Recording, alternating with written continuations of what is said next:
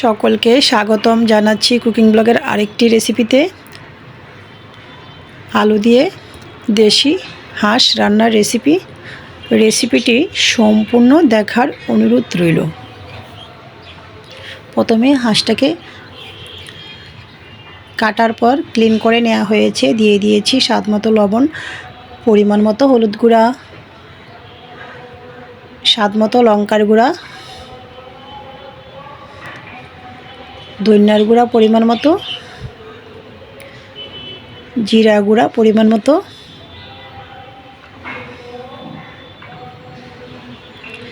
আদা বাটা,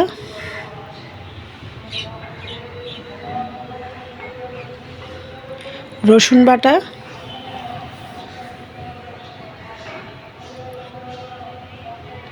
পেঁয়াজ বাটা, এলাচি, দারচিনি, তেজপাতা, সরিষা তেল। তো এই পর্যায়ে মাংসটাকে হাতের সাহায্যে ভালো করে ম্যারিনেট করে নেওয়া হচ্ছে। তো মাংসটা ম্যারিনেট করা হয়ে গিয়েছে। চলে আসছি চুলায়। চুলাটা অন করে একটি পাত্র বসিয়ে দিয়ে দিয়েছি পরিমাণ মতো তেল, কুচি করে রাখা পেঁয়াজ। নাড়াচাড়া করে পেঁয়াজটা ভেজে নেব। পেঁয়াজটা গোল্ডেন কালার হওয়া অবধি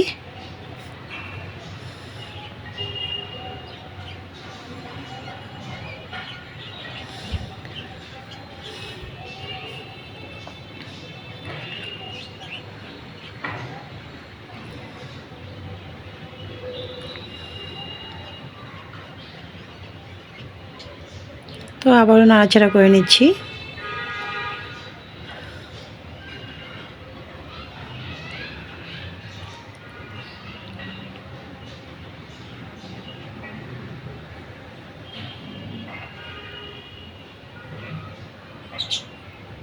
তো পেঁয়াজটা ভাজি হয়ে গেছে। এই পর্যায়ে আমি দিয়ে দিয়েছি ম্যারিনেট করে রাখা মাংস।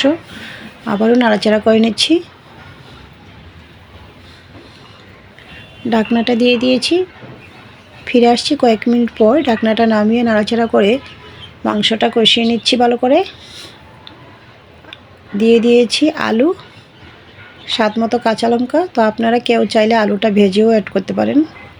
আবারও নাড়াচাড়া করে নিয়েছি। ঢাকনাটা দিয়ে দিয়েছি। ফিরে আসছি কিছুক্ষণ পর। ঢাকনাটা নামিয়ে আবারও নাড়াচাড়া করে নিয়েছি।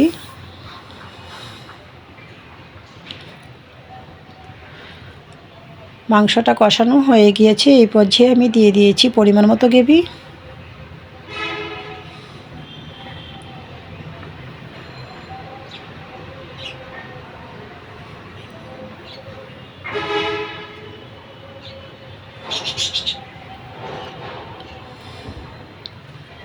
আবারও ঢাকনাটা দিয়ে দিয়েছি। ফিরে আসছি কয়েক মিনিট পর। ঢাকনাটা নামিয়ে নাড়াচাড়া করে নিয়েছি। নাড়াচাড়া করে আবারও ঢাকনাটা দিয়ে দিয়েছি। ফিরে আসছি কিছুক্ষণ পর। ঢাকনাটা নামিয়ে আবারও নাড়াচাড়া করে নিয়েছি। তো এইভাবে আমি হাঁসটাকে চুলার আঁচ মিডিয়াম টু লো রেখে পৌনে 1 ঘন্টার মতো রান্না করে নিয়েছি। তো রেডি হয়ে গিয়েছে আমার আলু দিয়ে দেশি হাঁস রান্নার রেসিপিটি ভালো লেগে থাকলে আমার ফেসবুক পেজটা ফলো, ইউটিউব চ্যানেলটা সাবস্ক্রাইব করে সাথেই থাকুন। সকলকে ধন্যবাদ।